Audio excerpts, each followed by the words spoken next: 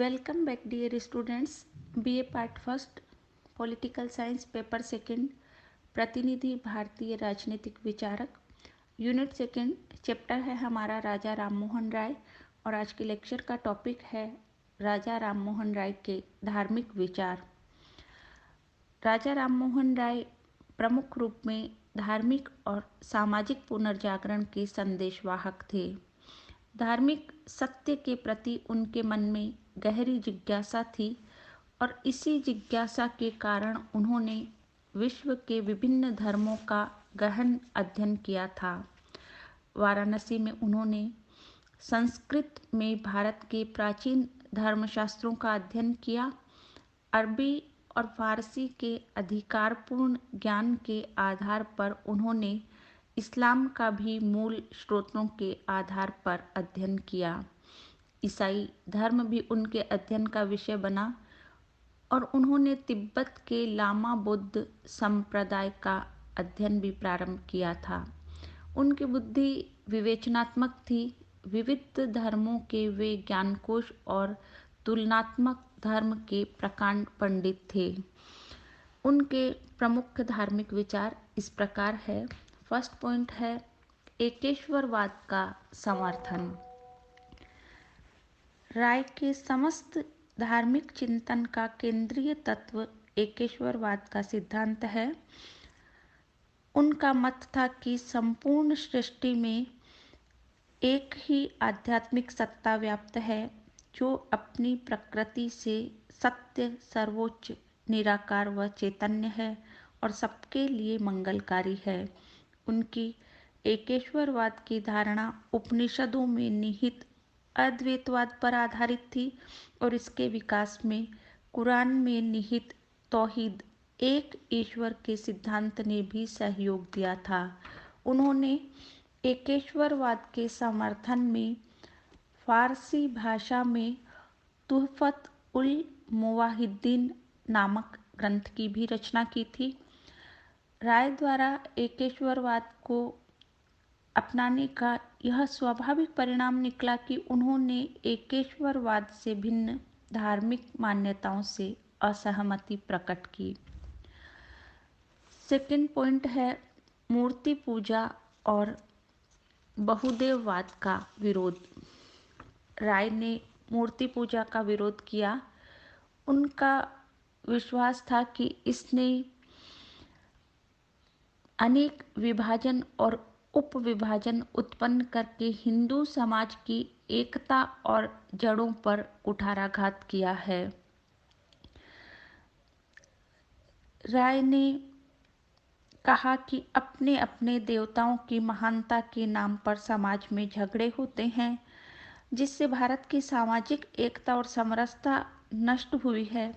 इस संबंध में उनका कथन है, हिंदू मूर्ति पूजा द्वारा लागू की गई विचित्र, असुविधाजनक एवं हानिप्रद औपचारिक धार्मिक संस्कारों, जिनके द्वारा की देश की एकता के ताने बाने को नष्ट किया गया है, के बारे में मैंने देशवासियों के हितार्थ जितना निरंतर एवं गहन चिंतन किया है, इसने मुझे विवश किया है कि मैं उन्हें उनके भूलों से भरे स्वप्न से जगाने के हर संभव प्रयास करूं तथा उन्हें अपने धर्म ग्रंथों से परिचित कराऊं, जिससे कि वे अपनी नैसर्गिक ईश्वर की एकता एवं सर्वव्यापकता के बारे में पूर्ण श्रद्धा के साथ चिंतन कर सकें।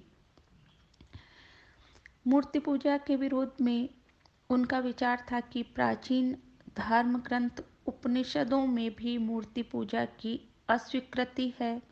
हमारे उपनिषद हमें अद्वैतवाद की सीख देते हैं, जिसमें मूर्ति पूजा का कोई स्थान ही नहीं है।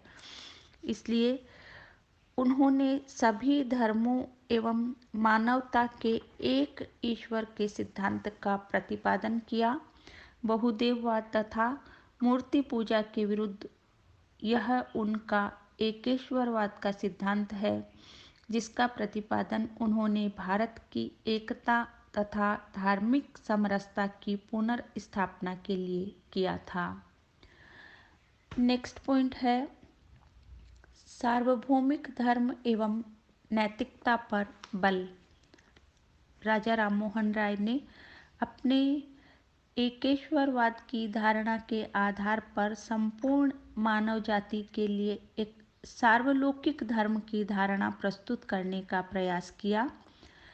उनका मत था कि संपूर्ण मानव जाति का ईश्वर एक ही है, अतः सभी के लिए सार्वलौकिक नैतिक नियम भी उपलब्ध है।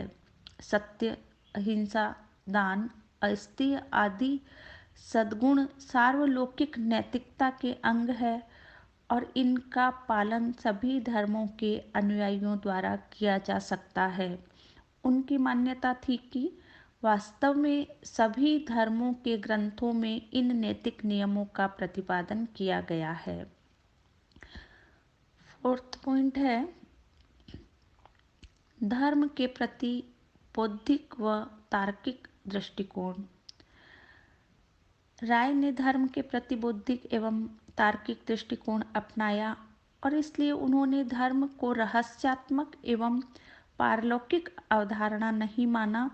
उन्होंने धर्म को एक इहलौकिक आवश्यकता के रूप में स्वीकार किया और इसकी सामाजिक उपयोगिता एवं महत्व पर विचार किया।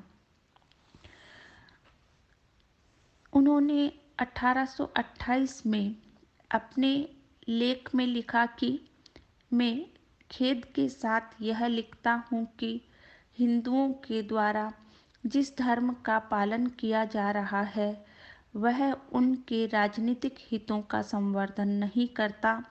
जातियों के भेदभाव जिसके कारण उनके बीच अनेकानेक खंड उपखंड पैदा हो गए हैं, जिसके परिणाम स्वरूप उनमें राजनीतिक एकता के भाव पूर्णतः नष्ट हो गए हैं। अतः मेरा मत है कि उनके धर्म में कम से कम उनके राजनीतिक हित तथा सामाजिक हित के लिए परिवर्तन की आवश्यकता है। इस प्रकार उनके धार्मिक सिद्धांतों ने धर्म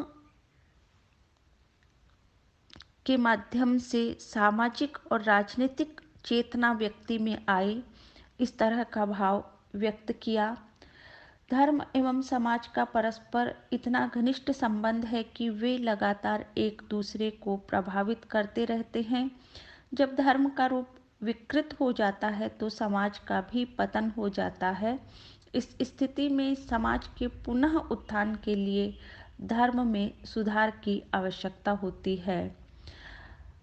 इस संबंध में रॉय का मत था कि मैं इसे अनिवार्य मानता हूँ कि कम से कम हिंदुओं के राजनीतिक लाभ तथा सामाजिक हित की दृष्टि से उनके धर्म में कुछ परिवर्तन होने चाहिए। तो ये बात उन्होंने अपने धार्मिक विचारों के संबंध में स्पष्ट रूप से प्रतिपादित की। नेक्स्ट पॉइंट है धार्मिक सहिष्णुता का समर्थन। रॉय ने सभी धर्मों का मूल तत्व उनके कर्मकांड एवं पौराणिक कथाओं को नहीं माना। उनका मत था कि सभी धर्मों का मूल भाग उनमें निहित दार्शनिक तत्व होता है जो सार्वभौमिक नैतिकता के सिद्धांतों पर बल देता है। अपने इस रूप में सभी धर्म मानव मात्र की एकता एवं भाईचारे, परस्पर सहयोग, बंधुत्व, दया, प्रेम, करुणा इन पर जोर देते हैं। इस प्रकार सभी धर्म अपने मूल रूप में मनुष्यों को जोड़ने का कार्य करते हैं, न कि उनमें परस्पर वैर भाव पैदा करने का। राय ने एकेश्वरवाद के आधार पर इस सत्य को उद्घाटित किया कि सभी मनुष्य एक ही ईश्वर की संतान है और इसलिए उनके बीच प्रेमपूर्ण संबंध ही होने चाहिए। राय ने धर्म के शुद्ध रूप को स्वीकार किया। उन्होंने धर्म के मूल तत्वों को कर्मकांडों एवं अनावश्यक पूजा पद्धतियों से पृथक कर दिया। इस तरह उन्होंने धार्मिक एवं नैतिक चिंतन की एक सुदृढ़, रचनात्मक एवं युक्ति युक्त पद्धति प्रस्तुत की। राय ने एक धर्म के अनुयायियों द्वारा अन्य धर्मों की कटु आलोचना करने का विरोध किया और सभी धर्मों में निहित विवेकपूर्ण सिद्धांतों को अपनाने की आवश्यकता को प्रकट किया और उन्होंने धर्म परिवर्तन कराने की नीति को भी धार्मिक सहिष्णुता के विरुद्ध माना। लास्ट पॉइंट है परंपरागत हिंदू धर्म में सुधार पर बल। राय हिंदू समुदाय के सामाजिक, आर्थिक एवं राजनीतिक पतन का प्रमुख कारण हिंदू धर्म में उत्पन्न दोषों एवं कमियों को मानते थे। उनका मत था कि पुनः हिंदू धर्म के शुद्ध रूप की स्थापना की जानी चाहिए और उसमें जो विकृतियां आ गई है उनका अंत किया जाना चाहिए। राय के अनुसार मूर्ति पूजा एवं अवतारवाद का न केवल मूल हिंदू धर्म के एकेश्वरवाद के विरोध हैं, अपितु इन्होंने हिंदू धर्म में अनेकानेक पंथों, आडंबरों एवं मिथ्याचारों को भी जन्म दिया है और उसके विभिन्न पंथों में परस्पर टकराव, मतभेद भी उत्पन्न किया है। राय ने बलि प्रथा तथा सती प्रथा को मूल हिंदू धर्म की विरोधी मानते हुए इसे अत्यंत क्रूर एवं घृणित बताया। उनका मत था कि हिंदू धर्म में निहित इन विचारों का आधार विवेक अथवा बुद्धि नहीं रही है, अपितु केवल परंपरा, रूढ़िवादिता और अंधविश्वास के आधार पर ही इनका पालन किया जाता रहा है। राय सामान्य परंपरावादी प्रवृत्ति का विरोध करते हुए कहते हैं, किसी चीज को केवल इस आधार पर स्वीकार नहीं किया जा सकता कि पिछली पीढ़ियां उसे मानती थी। यदि हमने परंपरावादिता का मार्ग अपनाया तो हमारा विवेक हमसे दूर भाग जाएगा और हम कभी भी सही कार्य संपन्न नहीं कर सकेंगे। आज के जीवन की परिस्थितियां भूतकाल की परिस्थितियों से भिन्न है। यदि हम अतीत से अपना नाता पूर्णतया तोड़ नहीं सकते, तब वर्तमान को सुखद बनाने के लिए हमें अतीत की गलत परंपराओं का तो उल्लंघन करना ही होगा। इस प्रकार निष्कर्ष रूप में हम कह सकते हैं कि राजा राममोहन राय ने धर्म को एक आध्यात्मिक व दार्शनिक अवधारणा के रूप में स्वीकारा है। उन्होंने विभिन्न धर्मों के गहन अध्ययन के द्वारा उनमें निहित सामान्य सत्य को प्रकट किया और इस आधार पर एक सार्वभौमिक धर्म एवं सार्वभौमिक नैतिकता के सिद्धांत के निर्माण का प्रयास किया। उन्होंने धर्म की सामाजिक उपयोगिता एवं महत्व को स्पष्ट किया। उनके धार्मिक विचार संकीर्ण नहीं थे। उन्होंने हिंदू धर्म, ईसाई धर्म तथा इस्लाम धर्म में पाई जाने वाली अतार्किक रूढ़ियों एवं मान्यताओं की आलोचना की। धार्मिक चिंतन के क्षेत्र में उनकी महान देन धार्मिक सहिष्णुता का विचार है, जिसकी उपयोगिता आज भी स्वीकारी जाती है। हिंदू धर्म की दृष्टि से राय की विशिष्ट देन धार्मिक सुधारों पर बल देना है। उनके इस प्रयत्न ने हिंदू समाज में पुनर्जागरण की उस धारा को जन्म दिया जिसने हिंदू समाज के सभी पक्षों को सकारात्मक रूप से प्रभावित किया और भारत को विश्व समाज से जोड़ा। विद्वान मैक्स मूलर ने भारत के धार्मिक जीवन में राजा राममोहन राय के महत्व को प्रकट करते हुए कहा कि यदि भारत में कभी भी कोई नया धर्म विकसित होगा तो मुझे विश्वास है कि वह अपनी जीवन शक्ति के लिए राजा राममोहन राय के विशाल हृदय का ऋणी होगा। राय विशुद्ध मानवतावाद के उपासक थे। उनकी दृष्टि में मानवता की सेवा ही सच्चा धर्म रहा। धर्म को सभी आडंबरों से मुक्त करके उसे लौकिक बनाने का प्रयास किया।